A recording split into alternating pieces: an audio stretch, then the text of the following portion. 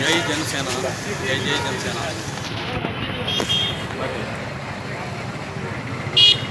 మన పవన్ కళ్యాణ్ గారు 2014 మార్చి 14వ తేదీన మరి జనసేన పార్టీని ఆవిర్భావం చేశారు.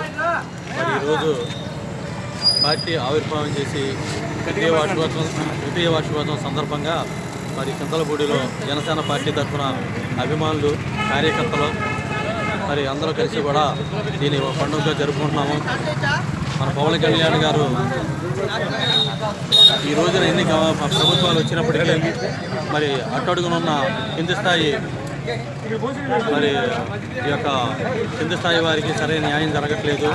వాళ్ళందరికీ కూడా న్యాయం జరగాలి అనే ఉద్దేశంతో జనసేన పార్టీ పదవి కోసం కాదు, ప్రశ్నించడం కోసం అనే నినాదంతో మరి ఈ రోజున ప్రజల్లోకి వచ్చారు. ఎక్కడ సమస్య ఉన్నా మరి అక్కడికి ఆయన వెళ్ళడం, ఆ సమస్య పరిష్కరించే దిశగా మరి ఉన్న ప్రభుత్వాన్ని, అధికార పక్షాన్ని మాట్లాడడం జరుగుతుంది. ఆ విధంగా ఈ రోజున జనసేన పార్టీ అంటే ప్రజల్లో ఒక నమ్మకం అనేది ఏర్పడింది. ఎక్కడ ఏ సమస్య వచ్చినా అక్కడ జనసేన పార్టీ అధినేత పవన్ కళ్యాణ్ గారు ఉంటారు. పవన్ కళ్యాణ్ గారు ఎక్కడున్నారో అక్కడ ఆ సమస్య పరిష్కారం అవుతుంది అని చెప్పి ఒక దృఢ నమ్మకం ఏర్పడింది. అదే నినాదంతో మేము ముందుకెళ్తున్నాము.